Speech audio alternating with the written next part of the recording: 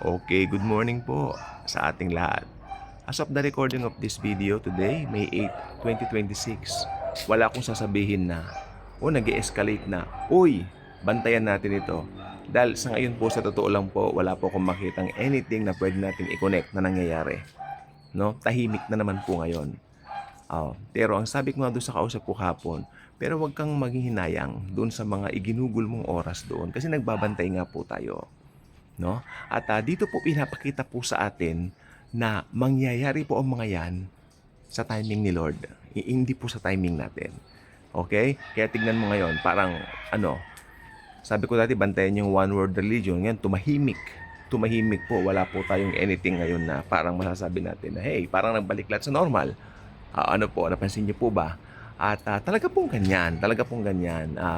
Alam niyo, there was some certain times na talagang akala ng mga tao magse-second coming na, pero hindi po nangyari. Ito po yung time na kulang pa ang kaalaman ng tao sa revelation tungkol sa mga mangyayari sa end times kasi hindi pa ganun kalawak, no? Pero ang ibig sabihin po nito ay tayo po mga nandito po ngayon sa end times, mas marami tayong nakikitang mga signs ng second coming compared nung araw. Kasi nakikita po natin ngayon, no? At saka sinasabi nila ngayon, yun daw si Donald Trump, kasama raw niya yung sa Prince ng London, ng Britain. Sabi ko naman wala pong kinalaman sa Bible yan. Kasi tahimik po ang Biblia tungkol sa mga bansang yan. Talagang Middle East lang po ang babantayan po natin. Ano po? So sa ngayon po, ano po ba ang titignan po natin dito? Ang rapture ay mangyayari sa oras na hindi natin inaasahan. And I believe, not even a hint, magkakaroon tayo. Ibabalik lahat ng Diyos sa normal, okay? Jesus will restore everything to normal na kung saan tayo, maging mga Kristiyano, ay siguro busy tayo sa evangelism, no? Sa pag-share ng good news. And then, yes, tapos biglang mangyayari ang unknown. Yun nga po yung the rapture of the church. Sandali nga lang po pala, malungkot na balita po, pumanaw na po si Miss Joanie Lamb, no? Na sa edad na 65 at siya po ay isa sa pinaka masipag na evangelical sabi natin preachers, no, ng salita ng Panginoong Hesus. Siya po yung president ng Daystar Network, no. Napakaganda po ng network na yan. Alam niyo nung hindi pa uso ang social media, ang pinapanood ko lagi yung TBN at saka itong Daystar Network wherein si Joanie Lamb ang president dito. At saka yung asawa niya si Marcus Lamb, no? Kung hindi ako nagkakamali. So ngayon pumanaw na po si Ginang Lamb, no, sa edad na 65. At alam naman natin pag ang saints ay pumapanaw, no, siya po ay dumidiretso sa Panginoong Hesukristo. Now, kay Jesus na po siya. Alam niyo, napanood ko lang po siya kailan lang dito sa kasi nakapollow ako sa Daystar, saka sa kanyang personal page, no. Excited po si Joanie Lamb sa rapture. I think nung pinag-uusapan nga yung nangyayari sa Iran, no, siya rin po nakikipag-usap doon Kaya tapos ngayon tingnan nyo, anong nangyari? Umuwi na po siya. Yan po ang sinasabi ko na yes, magkakaroon po tayo ng mga hints, mga ganyan, pero ultimately nasa kamay pa rin ni Lord Jesus kung ano ang mangyayari po, no? Pero ito lang pong sasabihin ko, pag nangyari na po ang rapture, wala na pong sabi-sabi, lalabas na ang Antikristo. Yung 4 horsemen, lilitaw na po lahat ng yan. Sunod-sunod na po. No? Kaya alam niyo, pasalamat tayo, ganito pa rin po ang nangyayari. Kasi binibigyan ng Panginoon ng chance ang mga tao na makapag-enjoy pa sa buhay. Mga Kristiyano, makapag-enjoy pa rin sa buhay. Iba-iba naman ang paraan natin how to enjoy life. Importante we enjoy life. Okay? At higit po sa lahat, alam natin na nasa kamay ng Panginoong Hesus ang lahat. Ibig sabihin, hindi tayo magbantay tayo biblically. Pero hindi tayo magbabantay na lagi tayo nakatutok na maya-maya, puro news, mga ganyan. Mabibigo ka lang kasi sa ngayon wala akong nakikitang anything escalating para sabihin mo na, hey, eto na, malapit na ang second coming. Bakit po ba second coming ang madalas kong sinasabi? Parang may nag-comment dito, madalas ka raw sabihin second coming, hindi raw rapture. Alam niyo po, ang rapture po wala pong senyales, wala po siyang signs, no? Kaya pag sinabi ko pong malapit na ang second coming, kasi punong-puno po ito ng signs o senyales, mas malapit na po ang rapture.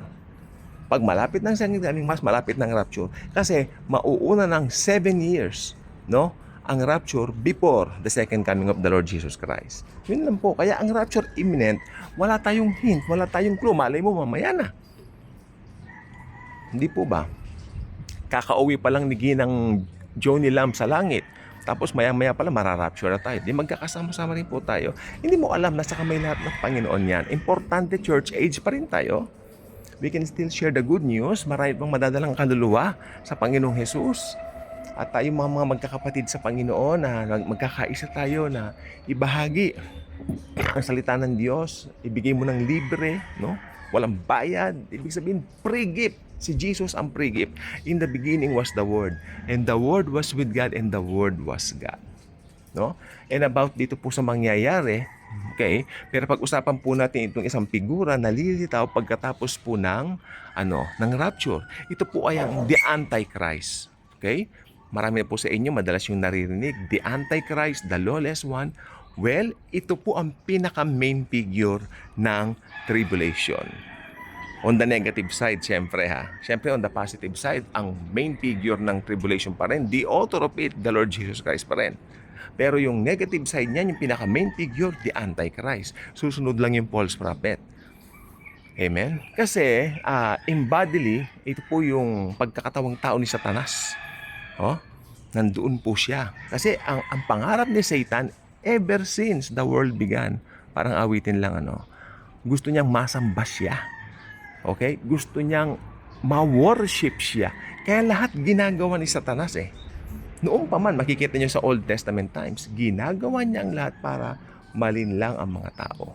Para sumamba sa kanyang mga tao. Nung si Moises nagtagal po sa ilang, nainip ang mga tao, gumawa ng Diyos-Diyosan. At sinabi nila, ito ang nagpalaya sa amin sa Ehipto. Sabi ng Panginoon kay Moises, Moises, bumaba ka na. Yung mga taong iniahon mo sa Ehipto, yun nagwawala na sa baba.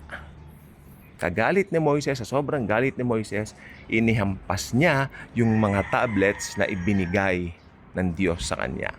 Kung saan nakasulat yung the Ten Commandments.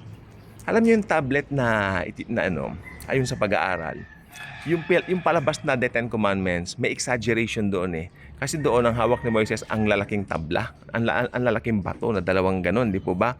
Alam niyo po ba, originally yung Ten Commandments na yun, maliliit lang pong tableta yun, parang maliit lang po talaga. Kakasya po sa iyong palad yon. Dalawang ganon ang hawak niya. Sobrang galit niya, ibinato lang niya yun ng isang kamay siguro, yung dalawang yon. Pero nung ibinato niya yun, nabuksan ang lupa at maraming kinain doon. 3,000 ang namatay. Tandaan nyo, under the law, 3,000 agad ang namatay nung binigay ang law. Pero, nung panahon naman po, nung panahon ni Jesus Christ, umakyat siya sa langit, di po ba?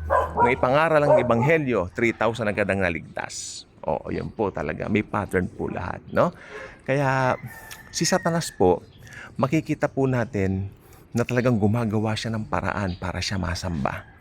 Pero tingnan nyo, nauudlot siya lagi. Kaya itong pagkakataon niyang ito, kasi alam niyo po ba yung restrainer na aalisin? Maraming nagsasabi, si Michael daw, maraming nagsasabi yung church daw, ay hindi po pwedeng maging church yan, hindi po pwedeng maging si Michael yan.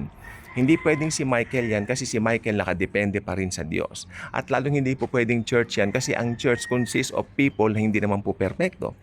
Okay? Kaya ang pinakatamang interpretation kung sino ang restrainer ay ang Holy Spirit. Sapagkat ang Holy Spirit po ay third person of the Trinity, siya po ay Diyos, hindi siya nakadepende. Hindi lang siya dumidepende, siya mismo ang dinidependahan. Okay? Kaya ang Holy Spirit po, yan ang restrainer. At pag naalis na po ang restrainer na yan, tuloy-tuloy na po ang flow ng prophecy. Tuloy-tuloy na po ang mga pangyayari. Ngayon, tumahimik dahil hindi pa ito ang oras. May chance pa para ibahayag ng gospel, para ipahayag ng ebanghelyo, para maligtas pa ang maraming tao. Nasa iyan kung pagagamit ka. Pero kung sa'yo kaibigan, pagamit na ako. Ka-good vibes ka na ba? Kung hindi ka pa ka-good vibes, mag-subscribe ka na. Click mo ang subscribe button. Share this video. Share Jesus. Share His grace. Share His love. Tandaan po natin, pag na-unfold na po yung rapture, at pag nangyari na po yan, sunod-sunod na po. At ngayon, nandito pa po tayo. Let's be thankful and share the good news about the Lord Jesus Christ, especially His grace, His free gift of salvation. Thank you.